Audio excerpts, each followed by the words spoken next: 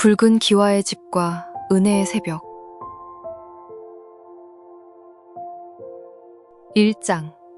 새벽 4시, 냉기 가득한 제단.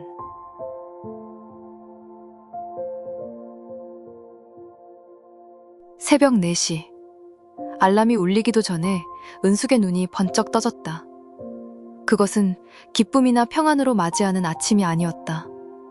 정해진 시간에 첫 바퀴를 돌리지 않으면 당장이라도 벼락이 떨어질 것 같은 미신에 가까운 공포였다. 은숙은 이불을 젖히고 일어나 무릎부터 꿇었다. 이불 밖으로 드러난 마루는 얼음장처럼 차가웠지만 은숙은 보일러를 켜지 않았다. 육신의 편안함을 탐하는 것은 죄다. 육이 죽어야 영이 산다.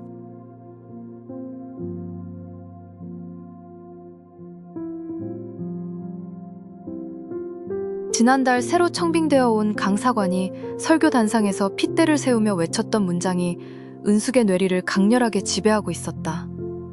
은숙은 입술을 바르르 떨며 방바닥에 이마를 짓칼대 엎드렸다. 방 안에는 기괴한 정적이 흘렀다. 맞은편 안방에서는 남편 재석의 깊은 한숨 소리가 이불을 뚫고 새어나왔고, 건너편 작은 방에서는 고등학교 2학년인 딸 예은이 밤새 공부하다 지쳐 잠든 숨소리가 들렸다.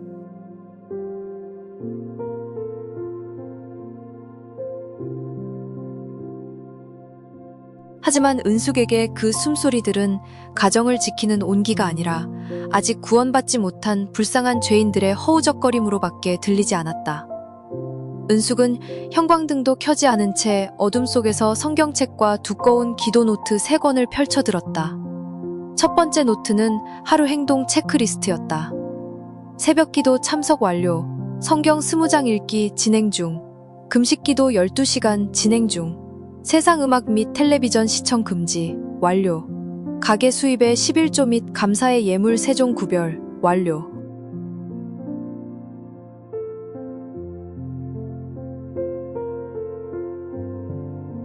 은숙은 붉은색 볼펜으로 체크 표시를 해나가며 야릇한 승리감을 느꼈다. 하지만 이내 가슴 한구석에서 솟구쳐 오르는 알 수 없는 조급함에 다시 입술을 깨물었다. 더 해야 해. 어제 예은이가 학원 가기 전에 투덜거린 건 내가 기도를 부족하게 해서야. 남편이 주일에 교회를 안 가고 잔업을 하러 간 것도 내 죄성이 여전히 크기 때문이야.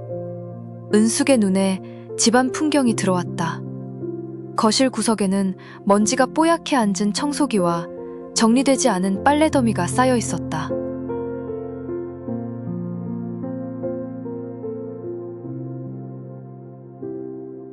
냉장고 안에는 일주일 전에 사둔 배추가 썩어가고 있었고, 찌개는 며칠째 제대로 끓여진 적이 없었다.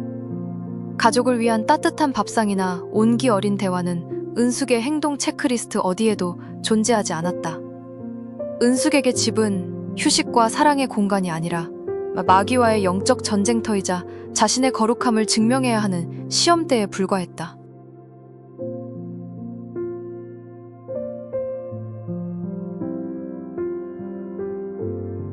주님, 이 죄인의 가정을 불쌍히 여기시고 영적으로 게으른 저 원수 같은 남편과 딸의 마음을 쳐서 복종시켜 주시옵소서. 은숙은 자신의 기도가 가족을 향한 사랑인지 아니면 자신의 불안을 메우기 위한 주술적 주문인지조차 구분하지 못한 채 맹렬하게 방언을 내뱉기 시작했다. 거실 벽에 걸린 십자가가 차가운 새벽빛을 받아 길고 뾰족한 그림자를 마루에 늘어뜨리고 있었다.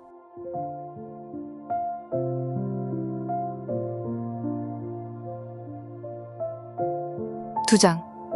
깨어진 식탁.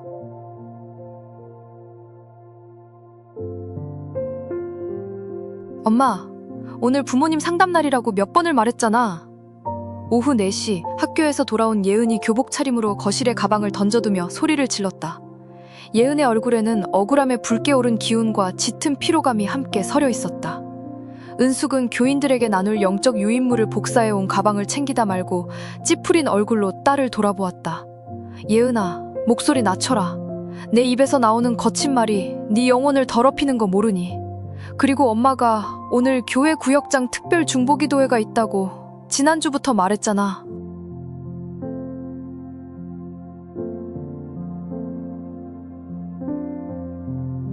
중보기도 해? 그게 내 인생보다 중요해? 담임 선생님이 엄마 꼭 오라고 하셨단 말이야. 나 이번 기말고사 성적 떨어져서 진학 상담해야 한다고.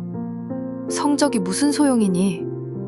은숙은 진심으로 안타깝다는 듯 혀를 찼다. 세상 학문은 다 허탄한 것이다. 네가 하나님 앞에 바로 서지 않으니 성적이 떨어지는 거야. 세상 선생님 찾아가서 머리 조아릴 시간에 단단히 금식하고 회개 기도나 해라. 엄마는 지금 죽어가는 영혼들을 위해 기도하러 가는 길이다. 엄마.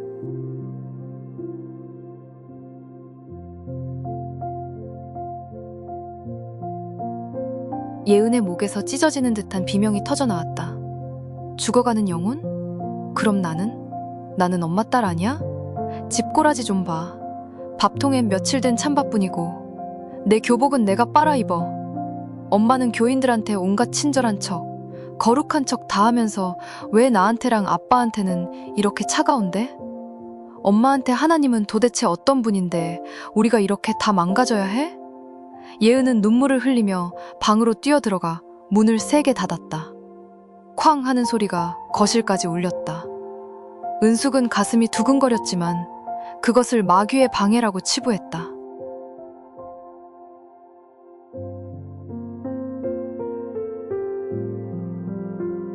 은숙은 거실 문을 나서며 문 너머의 딸을 향해 차갑게 외쳤다. 내 안에 있는 불순종의 영이 떠나가도록 엄마가 성전에서 기도하마.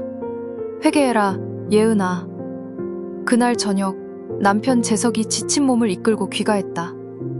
공장에서 하루 종일 기계를 돌리고 돌아온 재우의 옷에서는 기름 냄새와 땀 냄새가 진동했다. 텅 빈 거실, 불 꺼진 집, 냉장고 문에 붙어있는 은숙의 메모. 여보, 구역 19집 신방과 야간 철야 기도가 있어서 새벽에 들어갑니다. 찬밥 있으니 찌개 데워 드세요. 오늘 밤은 꼭 술 마시지 말고 회개 기도하고 주무세요.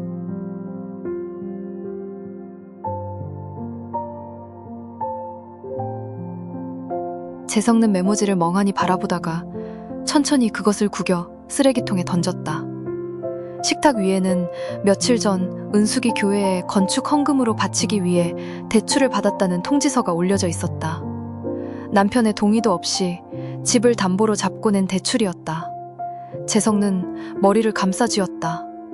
은숙이 처음 교회를 나가기 시작했던 5년 전만 해도 이렇지 않았다. 삶의 작은 위기 속에서 평안을 찾겠다며 나간 교회였다.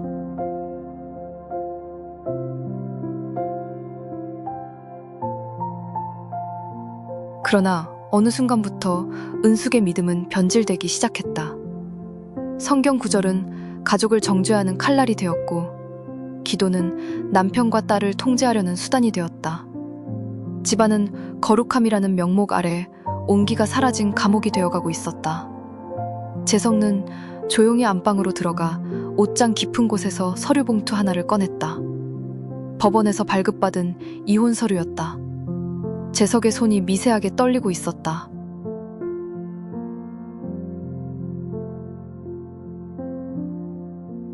세 장. 무너진 바벨탑.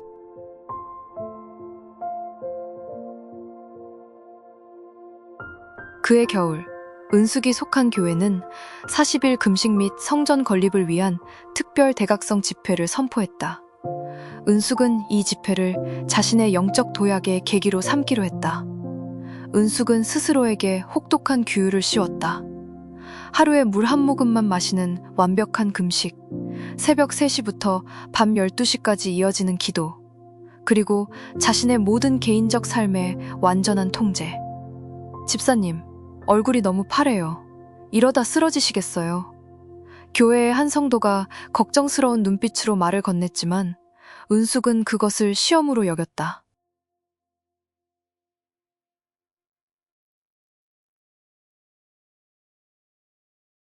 은숙은 자신의 몸이 축나고 눈이 퀭해질수록 자신이 하나님께 더 가까워지고 있다는 기괴한 우월감에 사로잡혔다.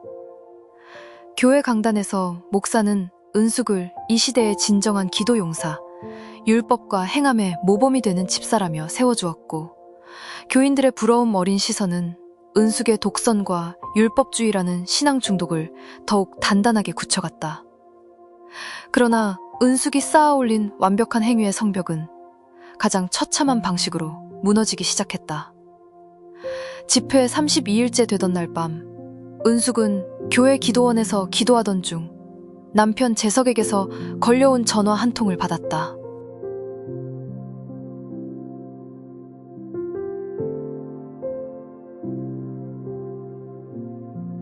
평소 은숙이 기도할 때 전화를 걸면 불같이 화를 냈기에 재석는 결코 기도 시간에 전화하는 법이 없었다. 은숙은 짜증을 내며 전화를 받았다. 여보, 기도의 자리를 방해하면 어떡해요. 지금 기름 부으심이. 예은이가 응급실이다. 재석의 목소리는 물먹은 솜처럼 무겁게 가라앉아 있었다. 뭐라고요?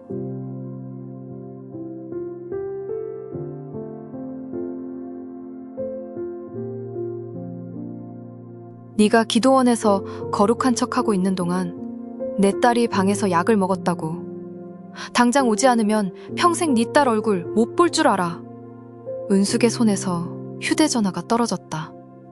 은숙은 얼어붙은 밤길을 질주하여 병원 응급실로 달려갔다. 응급실의 푸르스름한 형광등 아래 예은이 산소호흡기를 낀 채 침대에 누워 있었다. 위세척을 마친 예은의 얼굴은 핏기 하나 없이 하얗게 질려 있었다.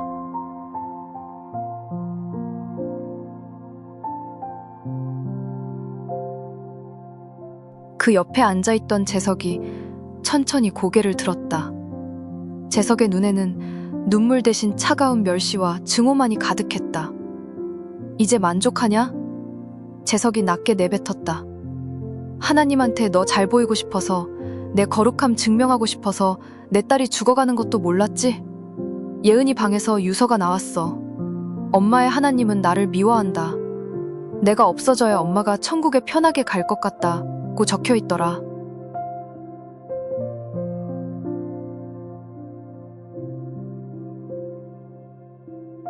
재석은 식탁 위에 놓아두었던 이혼 서류를 집어들어 은숙의 품에 거칠게 밀어붙였다. 도장 찍어라. 그리고 당장 우리 집에서 나가. 너 혼자 그 잘난 천국 가라. 우리는 너와 네가 믿는 그 무서운 하나님 없는 지옥에서 살 테니까. 은숙은 멍하니 이혼 서류와 유서를 바라보았다. 딸의 삐뚤빼뚤한 글씨체가 눈에 들어왔다. 엄마, 미안해. 내가 기도를 많이 안 해서, 성경을 안 읽어서 엄마를 괴롭히는 마귀가 됐나 봐. 내가 사라지면 엄마도 이제 행복하게 기도할 수 있겠지?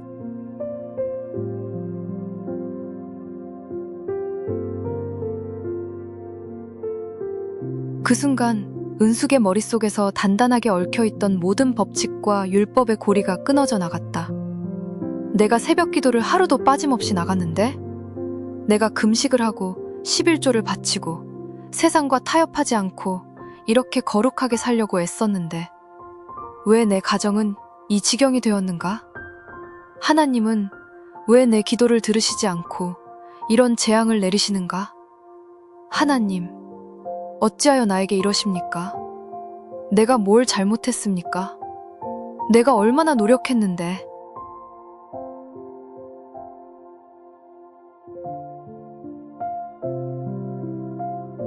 은숙은 병원 복도 바닥에 주저앉아 통곡했다. 하지만 그 울음은 회개의 눈물이 아니었다. 자신이 바친 노력과 행위에 대한 보상을 받지 못했다는 분노, 그리고 하나님을 향한 거대한 배신감에 사로잡힌 자의 비명이었다.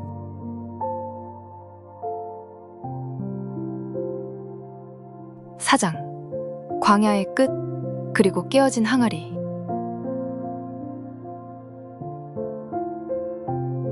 며칠 후 예은은 다행히 고비를 넘기고 퇴원했지만 마음의 문을 완전히 닫아버렸다. 남편 재석는 은숙과의 대화를 거부했고 집안은 숨막히는 침묵만이 흘렀다. 은숙은 더 이상 새벽 기도에 나가지 않았다. 아니, 나갈 수 없었다. 자신이 쌓아올린 공로의 탑이 무너지자 하나님은 사랑의 아버지가 아니라 자신을 언제든 벌하고 파멸시킬 수 있는 무서운 재판관으로만 느껴졌다.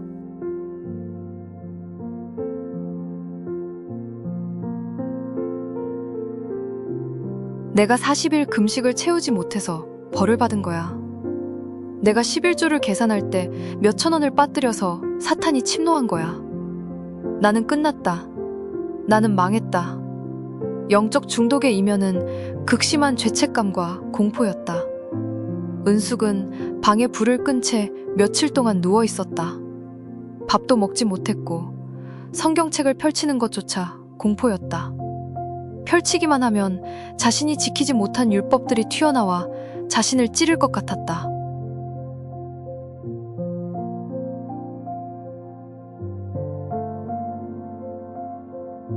그러던 어느 날 오후 누군가 대문벨을 눌렀다. 은숙은 반응하지 않았지만 벨 소리는 끈질기게 이어졌다. 이윽고 대문이 열리는 소리가 나더니 잠시 후 누군가 조용히 집 안으로 들어서는 기척이 느껴졌다. 은숙이 나가지 않자 그 방문객은 은숙의 방문을 조용히 열었다.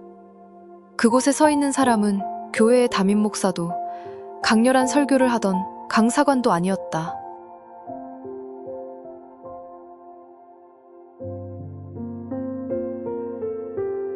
은숙이 평소 믿음이 미지근하고 열심이 없다며 은근히 무시했던 동네의 나이 많은 원로 여교역자인 한한나 전도사였다. 한 전도사는 엉망이 된 방안과 어둠 속에 시들어가듯 누워있는 은숙을 가만히 바라보았다. 은숙 집사. 은숙은 이불을 머리 끝까지 뒤집었었다. 오지 마세요. 저를 정죄하러 오셨나요? 네, 저 금식 실패했습니다. 저는 자식 교육도 실패했어요. 내 꼴이 이래요. 하나님도 나를 버렸고 나도 이제 끝났어요. 저한테 설교하지 마세요.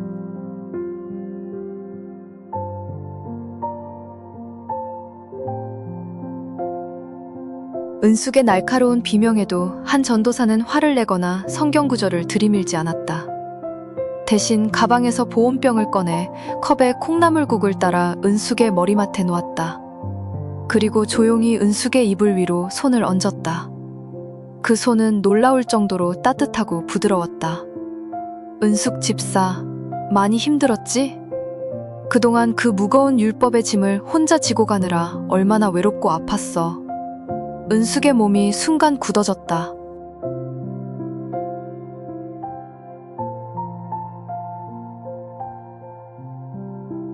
책망이나 회개의 촉구가 아닌 불쌍히 여기는 위로의 말이 나올 줄은 상상도 못했기 때문이었다. 하나님이 나를 벌 주신 거잖아요. 내가 거룩하지 못해서. 은숙이 이불 속에서 억누른 소리로 중얼거렸다.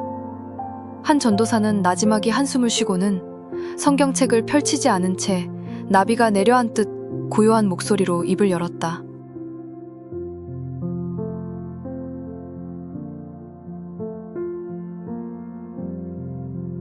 은숙 집사.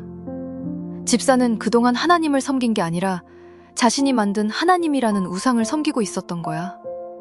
집사가 열심히 기도를 바치고 금식을 바치고 행위를 바쳐서 하나님께 무언가를 얻어내려고 했잖아. 내가 이만큼 바쳤으니 하나님은 나한테 복을 주셔야 한다고. 그건 신앙이 아니라 거래야. 은숙은 숨을 죽였다. 한 전도사의 말이 가슴을 콕콕 찔렀다.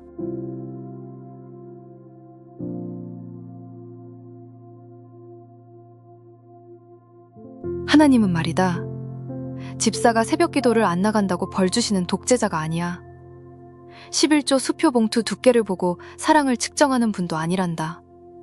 하나님이 원하신 건 집사의 피 말리는 실적이 아니라 그냥 집사 그 자체였어.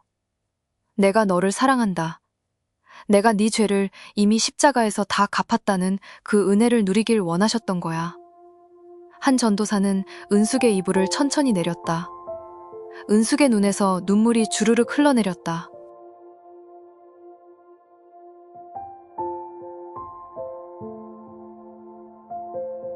은숙 집사, 성경의 포도원 품꾼 비유 알지?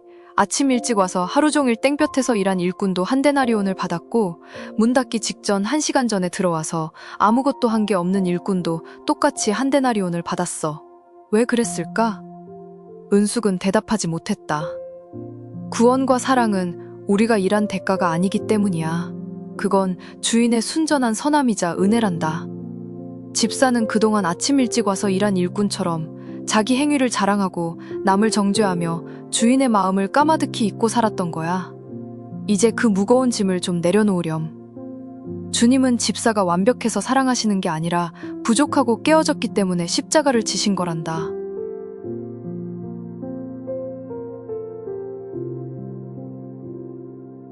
수고하고 짐진 자들아, 다 내게로 오라. 내가 너희를 쉬게 하리라.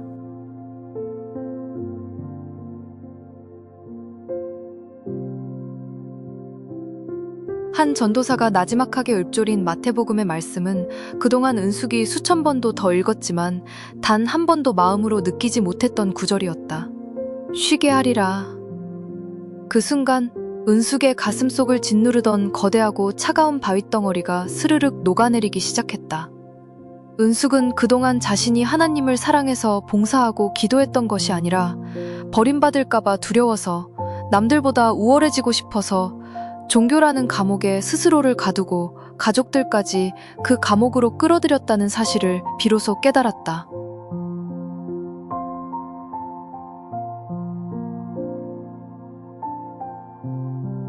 주님, 죄송합니다.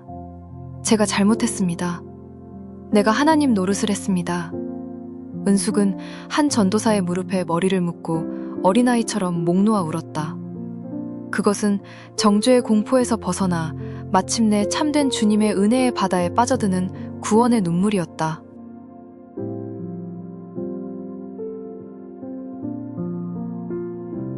다섯 장. 참된 사랑이 거하는 집.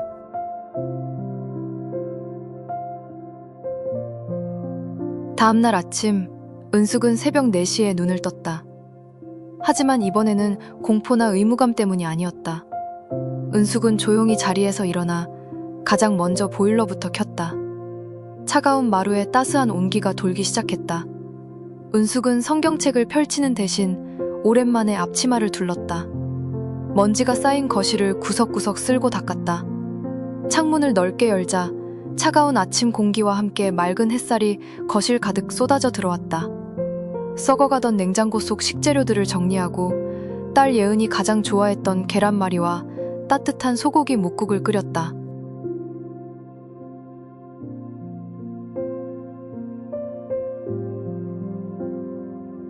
아침 7시. 방에서 나온 예은과 남편 재성는 눈앞의 풍경을 믿을 수 없다는 듯 바라보았다. 집안에는 은은한 참기름 냄새와 따뜻한 국 냄새가 가득했고 거실은 깔끔하게 정돈되어 있었다. 그리고 그 중심에는 차가운 눈빛과 경직된 표정의 기도용사 은숙 대신 붉어진 눈시울을 한 채 쑥스럽게 서 있는 엄마이자 아내가 있었다.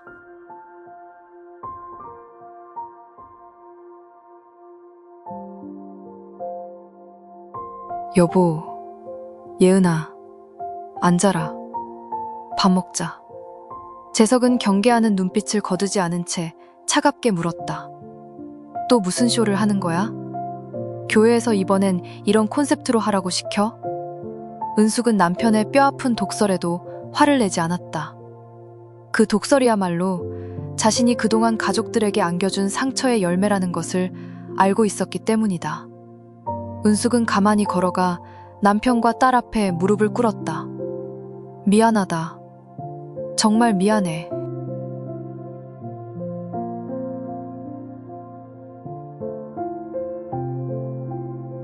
은숙의 눈에서 눈물이 떨어졌다.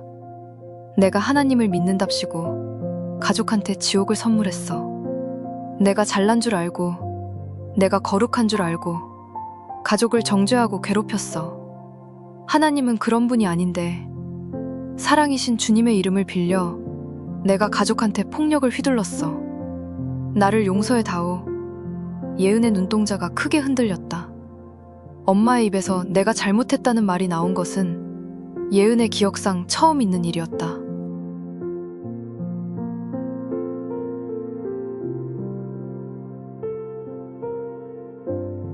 은숙은 예은의 가느다란 손을 잡았다. 예은은 처음엔 손을 빼려 했지만 엄마의 손에서 느껴지는 진심 어린 떨림과 따뜻함에 인해 가만히 손을 맡겼다. 예은아, 엄마 이제 너한테 공부하라고, 교회 가라고 강요 안 해. 네가 어떤 모습이든 엄마는 너를 사랑해. 하나님도 너를 있는 그대로 사랑하셔. 엄마가 그걸 너무 늦게 알았어. 그날 아침, 세 사람은 말없이 식탁에 앉아 따뜻한 국밥을 먹었다. 오랜만에 식탁에 흐른 것은 정죄의 침묵이 아니라 모든 것을 용서하고 치유하는 따스한 은혜의 평안이었다.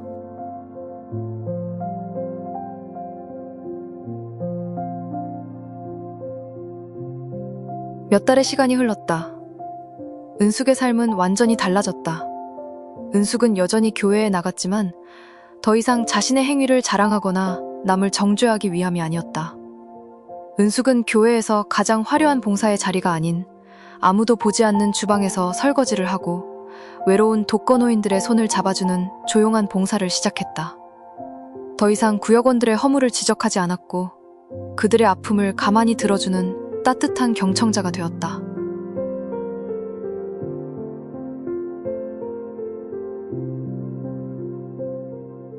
새벽 기도도 계속해 나갔지만 그것은 율법적 의무가 아닌 주님과의 달콤한 대화의 시간이었다.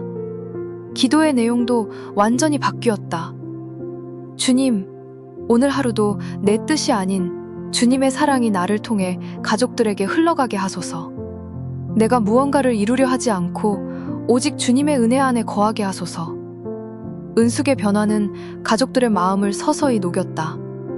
남편 재석은 이혼 서류를 찢어버렸고 주일이면 은숙의 손을 잡고 조용히 예배당 뒷자리에 앉아 함께 예배를 드리기 시작했다.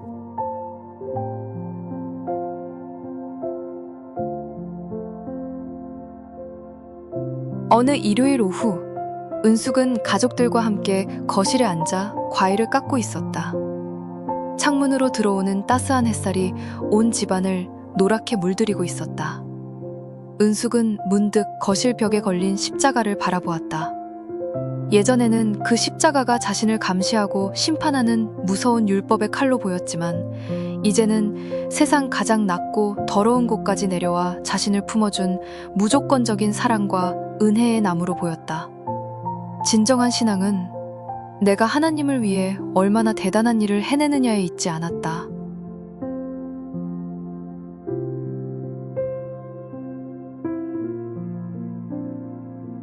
그것은 자신이 얼마나 비참한 죄인인지를 깨닫고 그럼에도 불구하고 찾아오신 주님의 비할 데 없는 은혜를 감사히 받아들이며 그 사랑을 내 곁의 가족과 이웃에게 따뜻하게 흘려보내는 것. 바로 그것이 참된 믿음의 삶이었다. 은숙의 입가에 부드러운 미소가 번졌다. 차갑기만 했던 붉은 기와집에 비로소 참된 주님의 봄날이 찾아와 있었다.